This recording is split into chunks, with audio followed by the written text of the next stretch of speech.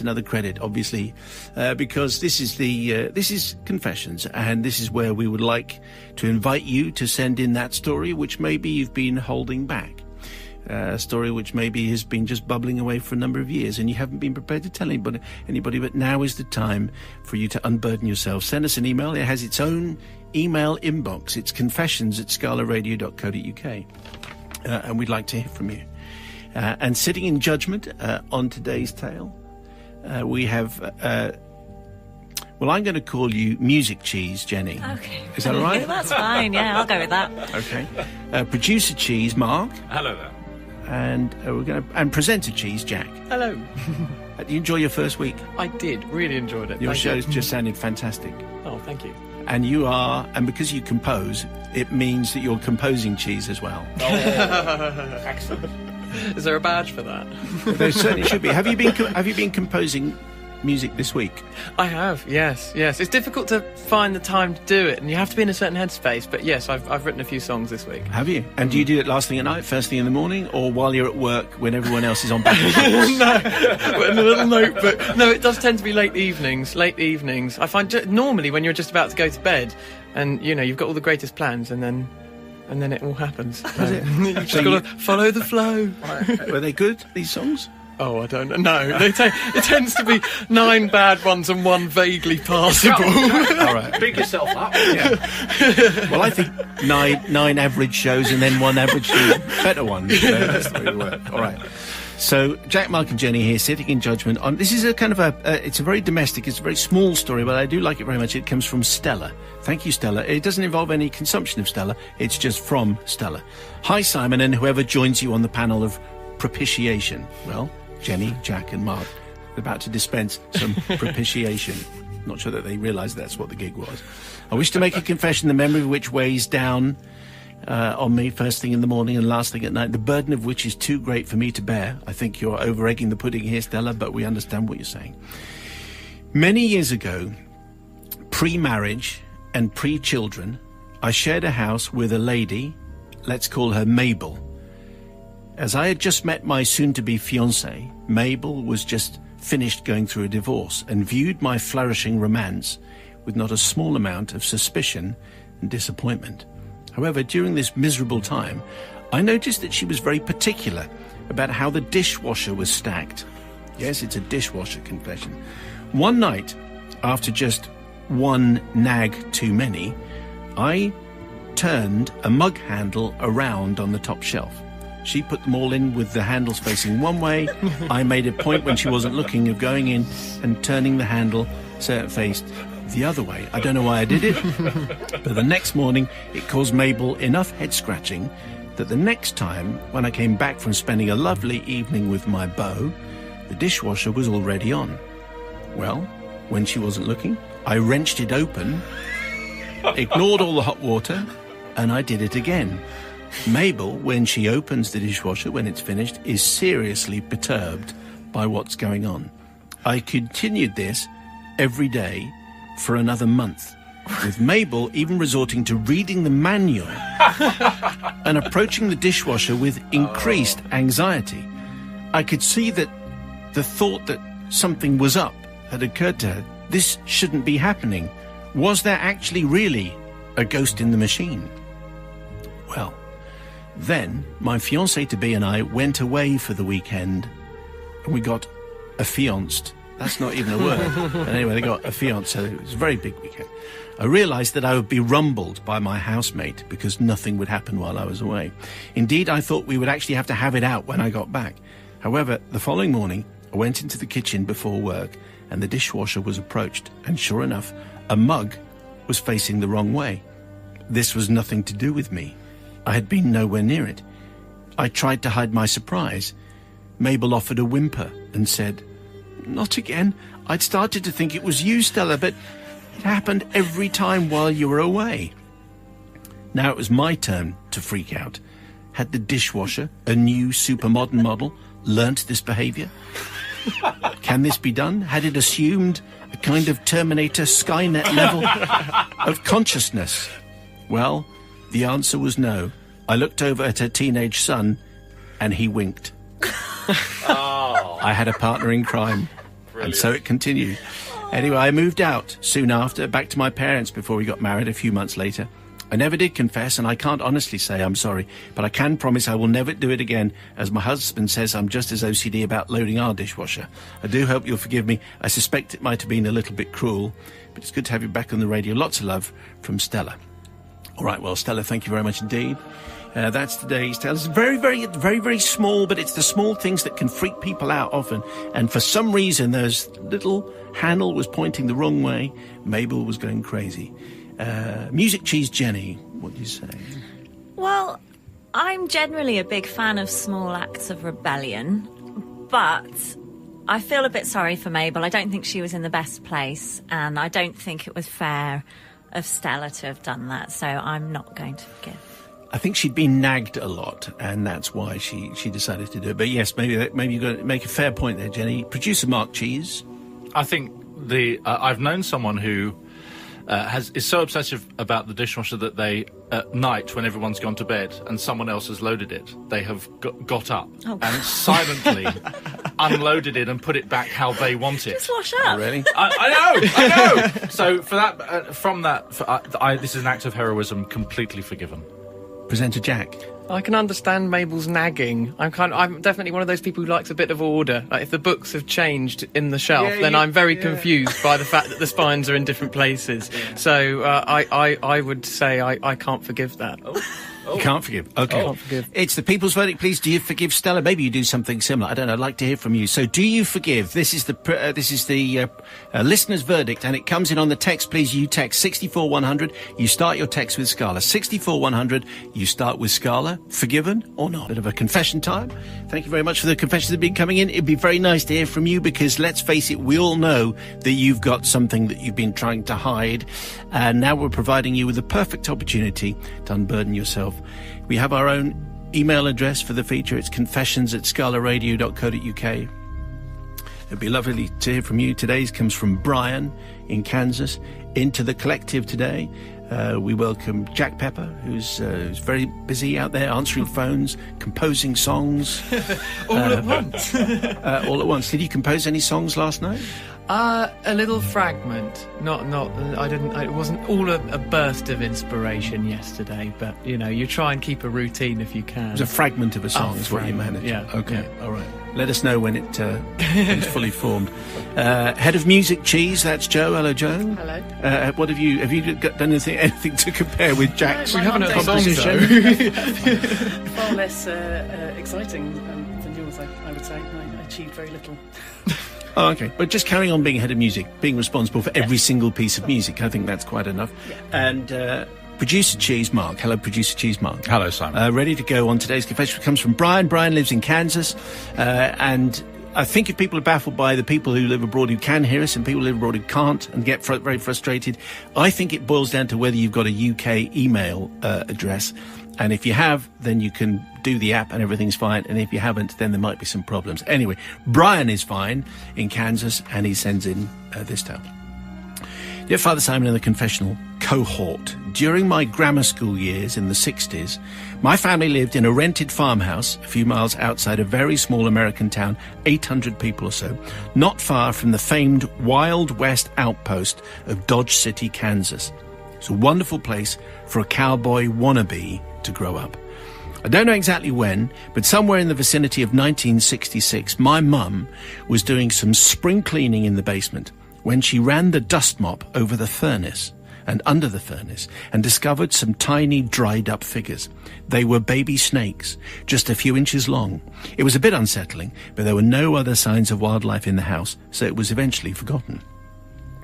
The first room coming out of the basement was an add-on where we had our television, black and white of course, with just 2 channels available, maybe 3, when weather conditions were favourable.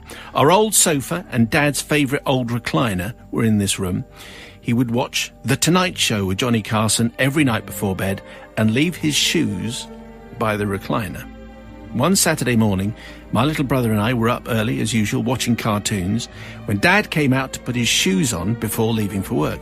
He slipped on his left shoe, tied the laces, and then picked up the right shoe. But before he could do so, before he could put it on, he was startled by a snake Ooh. which suddenly popped its head out of his shoe, its tongue flicking in the air. He immediately threw the shoe across the room and stood on the recliner as the snake writhed rapidly on the slippery old linoleum floor, unable to get any traction. Lulu, get the spade! Yelled my dad, which is almost an old Pink Floyd track, but it isn't quite. Who was not about to climb down from the chair. My mum, who, like my dad, grew up on a farm, quickly ran outdoors and came back with a garden spade. "Don't kill it!" I yelled from my safe perch atop the sofa as Dad stood on the recliner. I wasn't about to get down on the floor either, mind you. I just couldn't stand to see things get killed. Anyway, my mum did what had to be done and then carried the now headless snake outside with a spade to bury it in the yard. We figured we now had our explanation for the dried-up baby snakes in the basement, and that was the end of that. Life quickly returned to normal, and the following Saturday I was once again up early watching cartoons on the sofa. Dad came out to put his shoes on before leaving for work. He slipped on his left shoe, tied the laces. You might be ahead of me here. You would think your dad might take a few more precautions, but anyway. And then he picked up the right shoe and slipped it on. With a hysterical yell, he yanked it back off again and threw it across the room. Once again, a snake dropped out onto the floor. Green and brown, nasty little black eyes too. I jumped at it and kicked it out of the house, much to my father's admiration. "Take that, you creepy snake!" I yelled bravely. All very impressive. I'm sure you'll agree. My dad certainly thought so, except for here's the truth. It was actually a rubber toy snake that I had got at a friend's birthday party a few years earlier. But I never told him that. Father Simon, I confess that I knew my dad was incredibly afraid of snakes. Thank heavens I didn't cause him to suffer, like with a heart attack or anything. Well, no, I suppose, Brian, now you put it like that. Thank heavens you didn't. I did, however, cause him extreme anxiety and humiliation to the extent that he might have flown into a rage, but for the fact that my mum found it hilarious and wouldn't allow me to be punished. You may say I should have known better, but I was 9 or 10 years old and I thought it was pretty clever and funny too. I asked forgiveness, obviously, from my late dad, who I don't believe ever got the apology that he deserved from me. All the best, Brian from Kansas. Well, it is the kind of story that works on a farm and in a farm context and in the wilds of Kansas in the 1960s. Maybe this is kind of a regular occurrence, but let's see how the forgiveness stakes goes with Jack Pepper first of all. I think Jack. it's a form of therapy, to be honest with you. They say, get used to your fears. If you're scared of heights, climb up high, take a risk. So I can sort of understand that. And as he said, he didn't cause a heart attack, so nothing hugely tragic. But he didn't know that was going to be the case, did he? Well, no, but I think potentially, he's helping somebody get to grips with their fears. So I would say I can forgive. All right. So it's a tick from Joe. A tick from Jack. What do we get from Joe? I don't know. I'm torn. I'm petrified. And he was only 9 or 10 as well. Yes. So, I think we can forgive him. Although not clever enough, I think, to approach the whole therapy thing deliberately. I think he thought it through. It was all premeditated, Jack. No, I think it was funny at the end of the day. So I forgive him. You're passing as well. Let's see about producer Cheese Mark. Completely forgiven. Inventive, brilliant. He was only 9 or 10. That's a great thing to do. And, of course, could have got him a present of some sort of hero present. So, yeah, completely forgiven. Okay, it's a practical joke. It could have had disastrous consequences, but it didn't. He got away with it. But it's the people's verdict that we'd like. Please, 64100. The first word has to be Scala. 64100. Start your text with Scala. Do you forgive Brian? Yes or no? It's the people's verdict. Let us know now. Time. This is Scala Radio. If you have a confession, and let's face it, you've got half a dozen, but we'll take one to be going on with. Confessions at scalaradio.co.uk. Tell your friends. Today's comes from Angie B, which you'll hear in just a second. Sitting in judgment, we have Mark, who's the producer Cheese. Good morning, Simon. We have Jenny, who's the programme Cheese. Hello. And Rick, who's head honcho Cheese. Thank you, sir. And more exciting news, the Scala Kagools have just turned up. Oh, yeah. Really? Yeah. That's very good. After yesterday, we could have done with them. We definitely could have done with them yesterday. What colour is the Scala Kagool? Well, it's in brand colours, so it's bright yellow with a blue trim. Right. Yeah. Yellow and blue. Yeah, yellow and blue. The same kit, same colour that Arsenal won the double in, actually, in 1971. Really coincidental.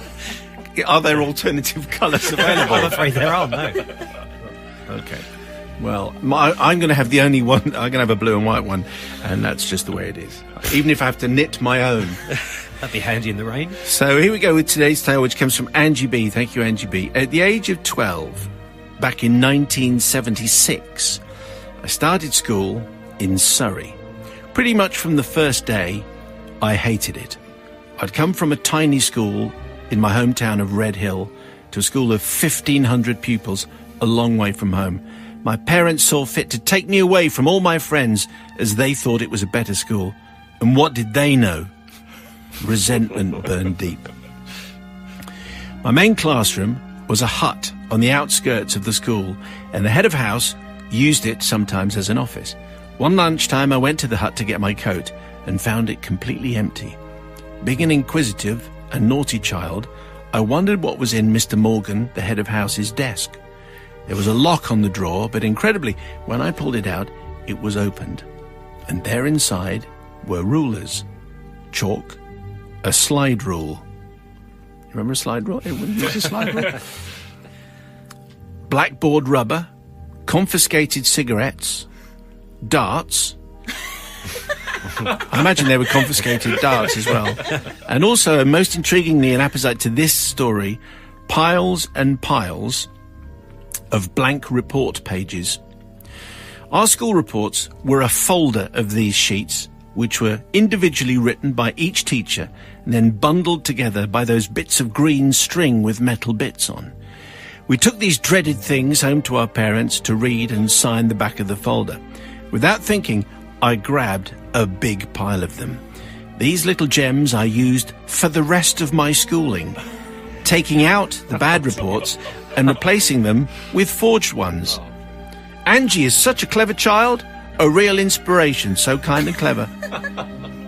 In all my years as a teacher, rarely have I met such a hard worker. Also, Angie is a first-class pupil, diligent and skillful. Well done, Angie. You get the general idea. After my parents had duly signed them and praised me for my good work, I put back the damning ones, returning them to school. I then acted sad and withdrawn for a little while to give the teachers satisfaction that I had obviously at home been told off and punished. Not only did these beauties save me, they also benefited other children too, because I sold them and I wrote glowing reports for other pupils as well. I made a packet. I don't ask forgiveness from my teachers, as they were perfectly horrid and fools and smelt of TCP and pipe tobacco. However, I do ask forgiveness from my trusting parents, you get this, who were totally flummoxed by my O-level results, which were mainly ungradable. But all your reports were so fabulous, Angie. How come? Well, that is the reason. Okay, so let's turn to producer Cheese. Mark, what do you say to Angie? I say, I still remember the terrible horror of waiting for my parents to come home after them both going to parents' evening. It was at a time when the kid didn't go.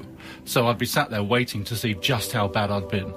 And it was, it still turns my stomach now. So total respect to this person. I would have done exactly the same thing. Completely forgiven. How bad had you been, by the way? Normally very bad. Jenny, what do you say? I think Angie demonstrated a real entrepreneurial spirit, ingenuity. She's completely forgiven. And if I were Angie, I would have taken the darts as well. So, yes, completely forgiven. And head cheese, Rick. Oh, Angie, I wish I'd known you when I was at school. You would have helped so much. I mean, what a great bit of instinct, and she's making money out of it as well. I mean, she's a kind of dream lady, isn't she? So she's forgiven. It's dishonest. It's clearly dishonest. The education system will fold with this kind of attitude. Well, we don't know how honest the teachers were in their appraisal of her either. So it's a bit of swings and roundabouts, really. Yeah, absolutely. Yeah. Okay. Well, that's a surprising amount of forgiveness in the studio. It would be nice to hear from you. The people's verdict, please. That is what counts. If you're going to text us, it's 64100. The first word has to be Scala. Tell us who you are. The people's verdict, do you forgive Angie for the faking of the school reports, not just for her, but for everyone else in this class?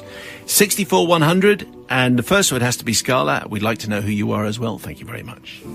To contribute, have a story, and we know you've got half a dozen. Just give yourself a few minutes, sit in front of the computer, send us an email to confessions@scalaradio.co.uk. In with our panel, we have producer Cheese, Mark. Good morning, sir. Oh, hang on. Where are you? There you are. And good morning again, Simon. You're old enough to remember Old Spice. Oh, I do. Yeah.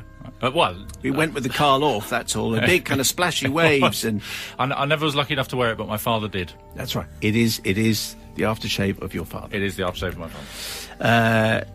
Jenny, who's programme management cheese. Familiar with Old Spice? Oh, really? I wouldn't have thought you were that. Well, I mean, as in, I've heard of it. Oh, I've right. heard of it. That's fine. And also, presenter cheese, Jack Pepper, who isn't even shaving. So I was going to say, I have no idea what we're talking about. Old Spice is a very old type of aftershave for men. And it was advertised with Carlos Carmina Burana. Oh, I Fortuna, see. which is why It's imposing music, I was It going was, to say. Keep away. yeah, and also used in horror movies, and lots of TV shows as well. Anyway, all of which has nothing to do with today's confession, which comes from Kathy in Suffolk. Confessions at scalaradio.co.uk, to be judged by Jack, Jenny and Mark. In the late 60s, Father Simon, 2 friends and myself decided to earn pocket money waiting on tables in a well-known high-class hotel on the Wirral. This is silver service, don't you know? We were trained by the regular staff and worked extremely hard. We never stopped laughing at all the antics and mischief that went on, from soda siphon fights. I'm going to have to explain this to Jack. Sorry. The soda siphon was the only way you got a fizzy drink, basically. It was water with carbon dioxide squared into it. I'm learning so much. It sounds like before the war. I know. You had like a cordial and then you squirted a soda siphon into it, and it was so exotic because you had a fizzy drink in your hand. Things were better back then, weren't they? I don't think so. Anyway, they had soda siphon fights in the morning while clearing up after a particularly late night, trying to catch the bread rolls which were being hurled at us as we tried to lay up the tables in the ballroom for a wedding party of 110, catching some and ending up grovelling on the floor to retrieve the rest. But hey, who's going to notice that? The owner, a largish, short gentleman, was a hard taskmaster, as was his wife, and he expected his pound of flesh from all the staff. His chefs always had something to say about him behind his back, after he'd given them some kind of rollicking over something or other that he thought needed improvement. Well, on this particular day, the telling off concerned the length of their hair. "You're not greasers, you know," was one line. "This isn't the Isle of Wight." There's a reference to the Isle of Wight festival. This was a festival. Thank you. It's like being at school. There is a problem with having someone on the panel who's under 20. It's true. This isn't Woodstock, you know. Is that a reference? Yes, that's okay. Don't worry. I've got that. I'm with you. He also complained about them wanting the radio on, playing tinny modern rubbish, he said, thinking, Beach Boys and the Beatles. He was insufferable, rude, backward, and generally horrible. Your listeners may have encountered similar over previous years. Well, this particular boss ordered a steak, and I want it tender and I want it rare, all right? He said with menaces. He proceeded to a secluded part of the restaurant to have a drink before his meal. I was to wait on table and rather nervously waited in the kitchen for the steak to be cooked and placed on the serving tray. The radio played the tremolos. I believe I might have swayed to the rhythm just a little, says Kathy. The tremolos were a band. In the 60s they had a few hits. Silence is Golden and things like that. Oh, yeah. Oh, I know that one. All right. Yes. That's sung at the home. Family home. Silence is golden. I think it's a hint. In the kitchen, this is taking much longer than I expected. By the time I've explained all the cultural references. Okay. In the kitchen, the chefs were none too happy about having been told off. Rare he wants it, does he? Tender he wants it? I'll give him tender. And I know you all know where this is going. And with that, the chef proceeded to kick the steak around the kitchen. He dropped it in the pig swill. He wiped it around the griddle. He wiped it around the bin. He wiped it around the drains. It disappeared into the loo with him as well. Anyway, after all that, it was cooked and placed on a silver platter with a garnish. You get away with a every garnish covers everything. Yeah. And a lid. And the chef called for service and ordered me to serve the steak. Now, I was a good girl, Father Simon, and I knew that the right thing to do was to go and tell my boss that, on hygiene and moral grounds, he should have nothing to do with the steak. My line was, "I'm sorry, Mr. odious, but I'm afraid I have to report some unprofessional activity in your kitchen. I repeated it over and over. I was going to say it because it was the right thing to do. That's the way I'd been brought up. Sometimes you have to make a stand, to take the more difficult path. It's the road less travelled. I'm sorry, but I'm afraid I have to report some unprofessional activity in your kitchen. That was the line, and that's what I said. Well, that's what I meant to say. When I opened my mouth, what came out was, would you like ketchup with that? Oh. After a glass of red wine or two, the boss waddled into the kitchen and roared, as he was prone to do, "That sounded as though it'd been blooming kicked around the kitchen." He used different language. He went to his apartment, then he went to bed. Father Simon, I was only 16. Am I forgiven for not stopping the chef? Am I forgiven for serving the steak knowing what I knew? Am I forgiven for laughing helplessly along with all the other staff? It's one of those questions which comes along. I'm not going to particularly encourage lots of chefs' confessions because they often revolve around similar kind of activities. But Kathy was 16. She saw what had happened. Pretty revolting stuff had happened in that kitchen. This is late 60s. It's a different era, as we've had to explain a few times. Mark, what do you say? It's a difficult one, isn't it? She was only 16, you're right. He was a deeply unpleasant man. I think because she thought about she wanted to do the right thing, that shows some moral character. Yes. She was only 16, she couldn't do it, so I'd have to forgive her on balance because she thought about doing it. Okay, one for Kathy. Jenny's looking concerned. I mean, this is a tough one. I've also worked as a waitress when I was younger. I know about scary bosses, but I have to say that story has turned my stomach. I'd maybe forgive the dropping it on the floor, but it's the kicking around, it's the pig swill. Mm-hmm. No, not forgiven. Okay, it's finally balanced. Young Jack. Well, see, I think that I think it's unforgivable, to be honest with you. I can't imagine eating food that's been put through its paces like that. I know, Mark, you said you thought about doing it, but we don't know what happened to this man afterwards. There's no story from his perspective, so I'm afraid I can't forgive. Harsh youth, hey? I know. Okay, so it comes down to the people's verdict. Do you forgive Kathy in Suffolk for her steak and odious man-based confession? On the text, please, it's 64100. If you could start your text with Scala, then explain forgiven or unforgiven and the reasoning why, and your name would be lovely too. 64100, start the text with Scala, forgiven or not. To confessions territory. And over the weekend, if you find yourself in front of a phone or a tablet or a computer and you think you've got a tale for us, we would love to hear from you. confessions@scalaradio.co.uk, that's where you send it, and then we can sit in judgment. Peter in New Haven is going to have his story read out in just a moment, but we would love to hear from you. confessions@scalaradio.co.uk. Into our confessional booth is young Jack Pepper. Hello. All right, Jack, what are you up to today? I know you're going to be answering our phones in a bit. Will be. I've been enjoying doing that. It's nice to speak to people, and I must apologise as well that I can't really have a proper conversation, because people say very nice things and I want to talk further, but you don't have the chance. Yeah. We're not offering this as like a counselling service. It's not a dating hotline. Well, there are plans. So after 11:30 you can call for your requests after 12. In the meantime, Jack's busy doing this. Joe's head of music, Cheese. Hello, Joe. Hello. What's the most exciting piece of music you've heard that's new and brand new and very exciting?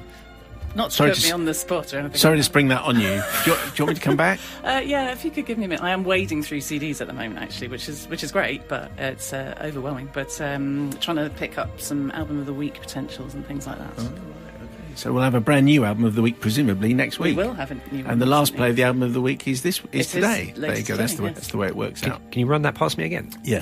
So Monday to Friday, a track every day. Yeah. Then the next week, Monday to Friday, is a different track from a different album. Crikey. Brilliant. Absolutely clear. Brilliant. Rick, who's head honcho Cheese, is sitting here, and he's not. And if your answer in any way reflects football from last night, consider yourself banned. We're still in Europe. See, you can't even say that I anymore. was talking about the UK. Brexit. It's different. Right, well, you're the boss. You can practically say whatever you want, really. Okay, so here we go. This is Peter from New Haven, and a tale from quite a few years ago about a bunch of 11-year-old boys. Back many years ago, in the mid-60s, that's how far ago it is, the UK He was in the throes of the conversion to natural, high-speed gas. And a gas distribution infrastructure was being built by gas board contractors. Can I just say at this point, it does get better. Tell us more about the gas distribution infrastructure, Simon. Near to where the boys lived, a big new 2-foot diameter pipeline was being built. Before burying the pipes, they were supported on old railway sleepers and welded together.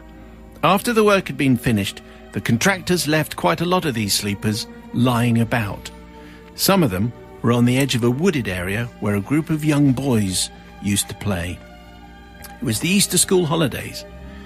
The lads, most of whom were destined to go to the grammar school, university and successful careers, were looking for a new challenge.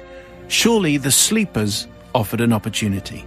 The woods were crossed by a stream, which also ran across a fairway to a local golf course. The boys thought that building a dam would be fun. Building a dam is always fun. They found a spot where the banks of the stream enabled a dam to be built, and they lugged 6 of these sleepers down to where they needed them to be. Railway sleepers, as you probably know, are heavy. Thanks to the power of the internet, I now know that they are 70 kilograms. But the boys were young, they were fit, and they didn't care. One boy went home to borrow his dad's garden spade, and on his return, the boys worked out a plan. Some digging and 2 sleepers were settled into the mud in a shallow V shape. The boys had read some books about building dams, as you can tell. Quite quickly, a little pond and a waterfall started to develop, so 2 more sleepers were put on top, this time on edge, quickly followed by a 3rd layer. The boys returned for more sleepers, and in the end, the dam was 6 sleepers high. This is a very tall dam. The pond is filling up. The boys packed mud into a few gaps and then went home for tea, because their job was done. It rained quite a lot over the next couple of days, and the boys were forced to remain indoors. The next fine day, they returned to the dam. Wow, it looked amazing, with water running over the top at one end. Further inspection showed that there was a large lake now behind the dam, and it had backed right up across the golf course and had spread across the fairway completely, blocking play totally. Unhappy golfers were walking about, and they found the dam, and it looked pretty substantial. To my eyes, to my young eyes, it was a veritable Lake Windermere that we had built across the golf course. And whilst there was talk of pulling down the dam, it was soon realised that this might be quite dangerous, so something must be done. After a few days, a man from the council arrived with a JCB, because that's the way it used to happen, and he used the backhoe bucket to push over the dam. It was, I have to say, spectacular. Mud and water went everywhere. Unfortunately, the council man had not conducted a risk assessment because they hadn't been invented yet. Most of the pent-up lake flowed down the stream, breaching the banks, flooding 25 gardens. Spring flowers, lovingly cultivated, had all been swept away. Carefully selected grasses and hedgerows disappeared as well. The boys, however, thought this was all wonderful fun. Questions were asked and the police were involved. The golf club committee, none more terrifying, wanted the miscreants punished. The bright, interested boys were not suspected. No one thought that a group of 11-year-old boys would be able to do such a thing. Local ruffians were to blame, I'm unhappy to report. As one of the boys involved, I've been hiding my guilt for more than 50 years. Feel the need to confess. I want to apologise to the golfers for spoiling their walk for a few days and to the local council for causing them unnecessary work. But most of all, I blame the gas board contractors for leaving temptation lying about in the form of railway sleepers. So, what Peter is basically saying is it's the gas board's fault for leaving the sleepers around in the first place. I'm not sure that's the way a court of law would see it. The last time railway sleepers featured in a confession, it involved a goat. I remember that. It wasn't a happy ending. It wasn't a happy ending for the goat. No. But I'm not allowed to broadcast any more details about that. Anyway, Google. Jack, what do you say to Peter in New Haven about how he ruined the game of golf for many days? I think it was a story of curiosity and of innocence. You know, they're 11 years old, they're discovering... I mean, I don't go to a wood and think I'm going to build a dam. I think that is unusual. But I can't blame them for being inventive and being creative, so I can forgive. All right, okay. You're a pushover. Joe, music cheese. Yeah, no, you're soft, Jack. That's, I think, reprehensible. If they were clever enough to know how to build a dam in such a way, then they knew the possible ramifications, and then to pass the buck and blame other people. I don't think so. The key factor is the fact they built the dam and it was nice and small, but then it rained for a couple of days, and then all of a sudden it becomes Lake Windermere, and it stops everyone from playing golf. Imagine that, Rick, if you're going out for your weekend golf. Because I know just how much don't get golf. You are such a golf fan. You love it. No, absolutely. I thought it a fantastic feat of engineering, and that wild-eyed kind of child curiosity of like, wonder what would happen if we did this, and quite a splendid result, really. All of those gardens got watered. It's true. Yeah, that's so true, that's one responsibility. So you forgive? I totally forgive, yeah. All right, it's the people's verdict. Do you forgive Peter, yes or no? The text is 64100. The first word has to be Scala.